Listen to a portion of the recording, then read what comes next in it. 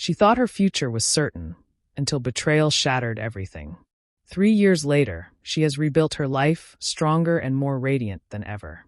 But when fate places her in the same room as the people who once broke her, the night proves one thing. Sometimes the best revenge is simply living well. Hello family, welcome to Folktales by Imzi. Please subscribe and like, it means the world to us. Also share this video to your friends and loved ones and turn on post notifications so you don't miss future videos from us. Thank you as you do so. Sit back and relax as we dive into the story. Emma Johnson sat on the edge of her neatly made bed, staring at the ivory silk dress that hung from the closet door. The lace shimmered softly under the late afternoon sun, a promise of a future she had been planning for years. She should have been feeling butterflies of excitement.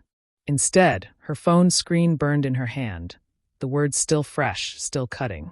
"We didn't mean for it to happen this way, Em. But Daniel and I are in love." It was Claire's voice, flowing through a text message with the same arrogance she always carried in person. Emma's throat tightened, the words sinking deeper like shards of glass. No, this isn't real," she whispered, clutching the phone tighter. Her heart thudded in her chest, heavy and wild. She called Daniel 3 times, but each call went unanswered. On the 5th attempt, it rang once, then cut off. The silence was worse than rejection. Emma rose, pacing her small bedroom, her bare feet brushing against the plush rug. The walls felt like they were closing in, covered with photos of her and Daniel, smiling at the beach, dressed up at holidays, laughing in front of her mother's house. She yanked one photo from the wall, her hand trembling, and let it fall face down onto the floor. Claire, of all people, her half-sister, with her designer handbags, her perfectly glossed lips, her need to be adored at any cost. Emma had always tried to give her grace, tried to believe her selfishness came from insecurity. But this? Stealing Daniel wasn't insecurity. It was betrayal, the deepest cut imaginable. A knock at the door startled her. "Emma," her mother's voice floated through. "Sweetheart, are you okay? You've been in there for hours." Emma pressed her forehead against the cool wooden door, fighting back tears. "I'm fine, Mama," she managed, though her voice cracked. She wasn't fine. She was shattered. Her gaze drifted back to the dress in the closet, still glowing in the fading sunlight. Tomorrow, she was supposed to walk down an aisle. Tomorrow, she was supposed to promise forever. Instead, tomorrow no longer existed. Emma sank onto the floor, knees pulled to her chest, and let the tears fall freely. For the first time in her life, she felt utterly, devastatingly abandoned. Not just by the man she loved, but by the sister she once believed would stand beside her in loyalty. And in that quiet storm of heartbreak, a single vow was born. She would never forgive them. The city was louder than Emma remembered. Honking cabs, the hum of traffic, the constant shuffle of strangers with somewhere urgent to be. It should have been overwhelming, but to her, it was a kind of mercy. Noise meant distraction. Movement meant she didn't have to sit still with her grief. 3 months had passed since the wedding that never was. The dress was packed away in a box at the back of her mother's attic. The invitations had long been shredded, the ring pawned without ceremony. She had said goodbye to her hometown, goodbye to the whispers, and boarded a train with nothing but 2 suitcases and her law degree. Now, Emma walked briskly up the stone steps of her new office building, clutching her leather tote to her side. It wasn't glamorous, just a mid-size firm in downtown Atlanta, but the work was steady and demanding. That was exactly what she wanted. Work didn't betray you. Work didn't choose your sister over you. Her heels clicked against the polished tile as she entered, greeted by the receptionist's practiced smile. "Morning, Ms. Johnson." Emma nodded, forcing a polite smile of her own. Morning. Her office was small, tucked near the end of the hall, but she loved it. The scent of fresh paper, the orderliness of her files stacked neatly on the desk. It gave her a sense of control she hadn't felt in months. She sat, opened her laptop, and buried herself in briefs and case law until the outside world faded. But no matter how deep she buried herself, the ghosts sometimes found their way back. She'd catch herself remembering Daniel's laugh when he first proposed, or the way Claire once promised, "We'll always have each other's backs." Those memories were landmines, and Emma learned to step carefully. That evening, she returned to her small apartment, A one-bedroom with peeling paint on the balcony railing, but a skyline view that made her feel endless. She reheated leftover pasta, curled up on the couch, and scrolled through social media. There they were, Claire and Daniel, smiling at some wine tasting, dressed to the nines. The caption read, #forever and always. Emma's thumb hovered over the screen. Her stomach tightened, but she refused to flinch. Instead, she locked her phone and tossed it onto the coffee table. Not anymore, she whispered into the quiet. She wasn't their shadow anymore. She wasn't their victim. She was Emma Johnson, attorney at law, and no matter how many nights she went to bed alone, she was still standing. For the first time in months, she let herself imagine a life that wasn't defined by heartbreak. A future she could shape with her own two hands. And somewhere deep down, a tiny ember of hope flickered. The conference center buzzed with the low murmur of conversation, heels clacking against marble floors, and the faint clink of coffee cups. Emma adjusted the strap of her tote bag on her shoulder and scanned the hall for the room number printed on her schedule. This wasn't her first legal conference, but it was the biggest she'd ever attended. Panels on corporate law, networking mixers, keynote speakers from firms she had once only read about. Just being here felt like proof that she'd clawed her way out of the ashes. She was flipping through the event program when someone brushed past her shoulder, fast enough to send her papers scattering to the floor. "Damn it," she muttered, kneeling to gather them. A deep voice spoke above her. "Apologies. That was my fault." She glanced up and froze. The man towering over her was striking in a way that commanded attention.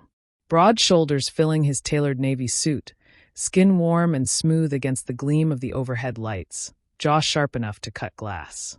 His eyes, dark and steady, held hers for a moment too long. He bent, helping her collect the scattered sheets with surprisingly careful hands. "Here," he said, offering them back. "You should keep a tighter grip." Her brows lifted. "Or you could learn how to slow down." A faint smirk touched his lips, quick and unreadable. "Fair enough." Emma stuffed the papers back into her folder, standing. She gave a polite nod, already turning toward the lecture room. She wasn't in the mood for charm, not tonight, not from a stranger. But she felt his gaze linger.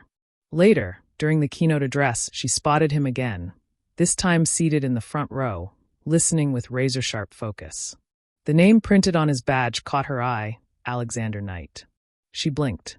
Everyone in corporate circles knew that name. He was the billionaire investor who turned failing companies into gold.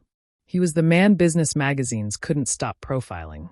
And now, apparently, he was the man who nearly knocked her papers out of her hands. After the session ended, Emma slipped out quickly, eager to avoid networking small talk. But fate wasn't interested in letting her slip away quietly. "Ms. Johnson." She turned, startled. Alexander stood behind her, one hand in his pocket, the other holding a glass of water like it belonged there. "You remembered my name?" she asked cautiously. "I remember people who aren't afraid to check me." His tone carried a quiet amusement. "Most just nod and smile." Emma crossed her arms, wary. "And what exactly are you checking for, Mr. Knight?" His smile was subtle, but his gaze was intent. "Competence. Integrity. Fire." He let the words linger before adding, "You strike me as someone who has all three." Heat pricked at the back of her neck. Compliments usually rolled off her, but coming from him, they felt heavier, sharper. She straightened her shoulders. "Well," she said evenly, "you've struck me as someone who walks too fast." He chuckled, low and warm, and for the first time in months, Emma felt something she thought she'd buried, interest. Emma wasn't the type to be easily impressed. She had spent months teaching herself not to be swayed by smiles, promises, or men who thought their charm was enough. And yet, Alexander Knight had a way of showing up that made ignoring him nearly impossible. At first, it was chance encounters during the conference, passing in the hallway, sitting across from her during a panel discussion, offering her coffee without asking what she drank. Then came the email. Short, direct, but with a kind of precision that matched his reputation. "Ms. Johnson, I enjoyed our conversations. If you're free, I'd like to continue them over dinner. A night." Emma read it 3 times before shaking her head. "Not happening," she muttered, closing her laptop. But that night, she found herself thinking about it anyway. She said no twice. Then on the third invitation, something in her cracked, not weakness, but curiosity. Dinner was at a quiet rooftop restaurant overlooking the city. The air smelled faintly of grilled steak and jasmine from potted plants. The skyline glittered like a field of diamonds, and for once, Emma felt small in a good way, reminded there was more to life than the pain she had carried. Alexander was nothing like Daniel. Where Daniel had been smooth and eager to please, Alexander was deliberate. He listened more than he spoke, and when he did speak, every word seemed carefully chosen. "You're not like most people in this circle," he said, setting down his glass of wine. Emma raised a brow. "And what circle is that?" "The one that chases power to fill an empty space inside." His gaze lingered on her, calm and unreadable. "You don't strike me as empty, Miss Johnson." Her breath caught. She should have rolled her eyes, dismissed it as flattery. Instead, she found herself holding his gaze longer than she meant to. Over the weeks that followed, dinners turned into walks in the park, phone calls that stretched past midnight, stolen afternoons when their schedules somehow aligned. Emma fought it, God, she fought it.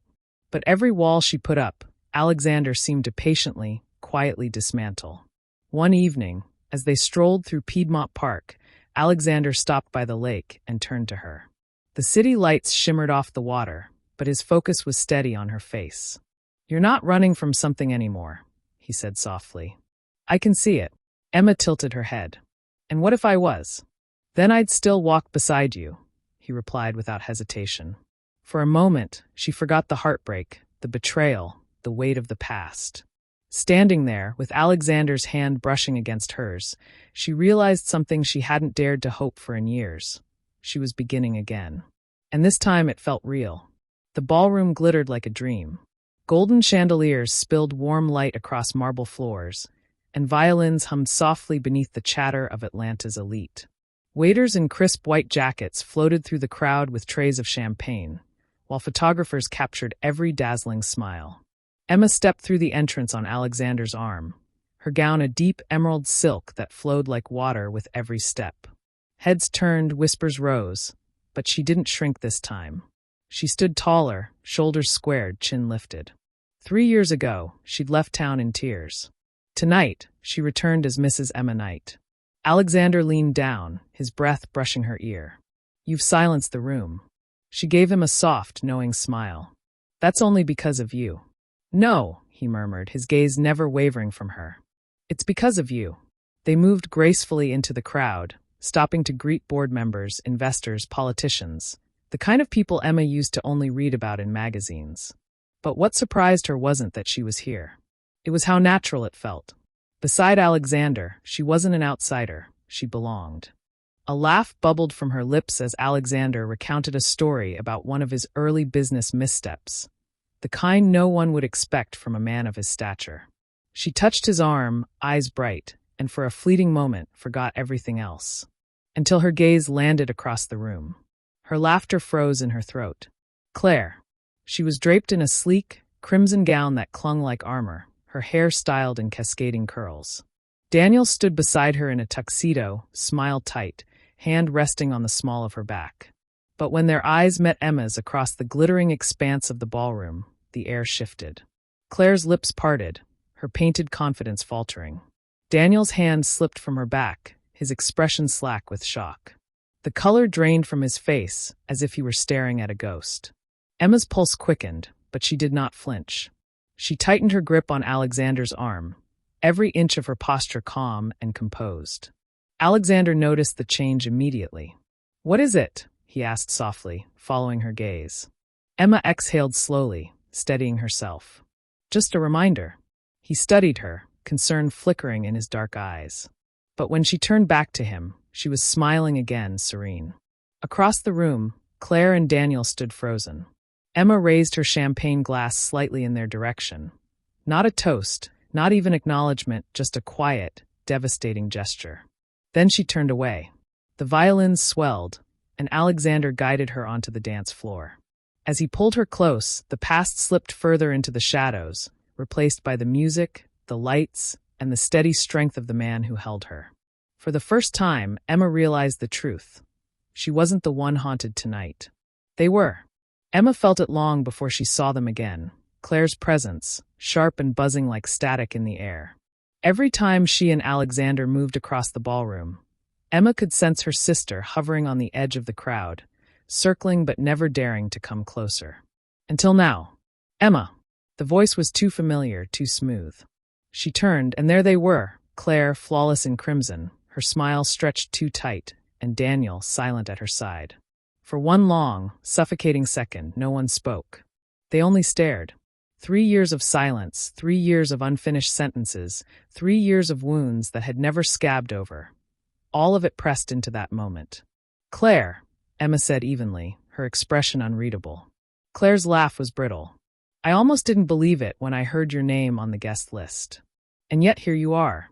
Her eyes flicked to Alexander, who stood tall, calm, his arm draped protectively across Emma's back. And with quite the upgrade. Daniel shifted uncomfortably, his gaze fixed on Emma like he was searching for the girl he once knew. "Emma," he said softly, almost a whisper. "You look." "Don't," she cut him off, her voice like ice. Claire's smile wavered, but she recovered quickly, tilting her chin higher. "Well, I must admit, I didn't expect this. My little sister, married to Alexander Knight."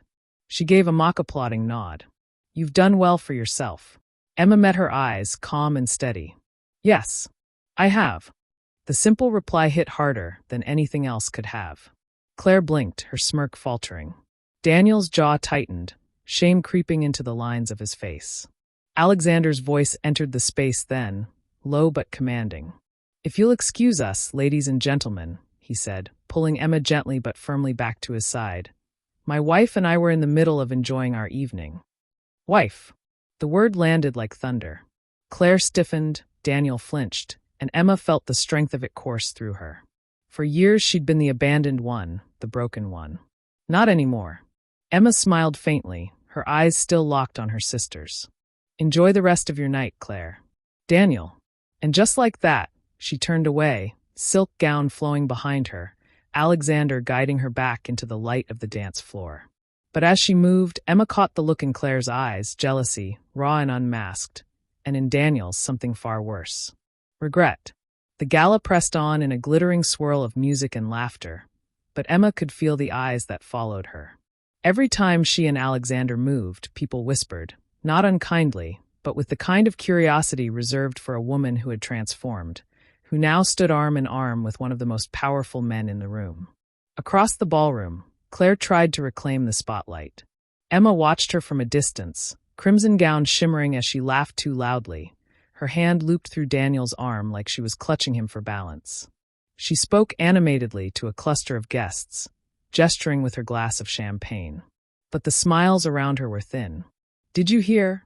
A woman murmured near Emma's table, not realizing she was within earshot. "Daniel's firm lost its biggest contract last quarter. And that house in Buckhead, they say it's practically mortgaged to the ceiling." Another voice chimed in, hushed but eager. "Claire's been throwing parties just to keep up appearances. Half their checks bounce before they clear." Emma sipped her champagne, her face neutral. She hadn't asked for their downfall, but here it was, unfolding on its own. Later, as she and Alexander mingled near the dessert table, Claire swept over with Daniel trailing behind, his face tense and tired. "Emma," Claire cooed, the sweetness in her tone too practiced, "you haven't congratulated us on our marriage. 3 years strong." Emma raised an eyebrow. "Congratulations." Her voice was polite, but nothing more. Daniel shifted beside his wife, avoiding Emma's gaze. His tuxedo fit, but his shoulders sagged with something heavier. Claire leaned closer, lowering her voice. "Of course marriage takes work. But Daniel and we've built something solid. Real." Alexander, ever composed, slipped an arm around Emma's waist. "The strongest things," he said smoothly, "don't need to be announced.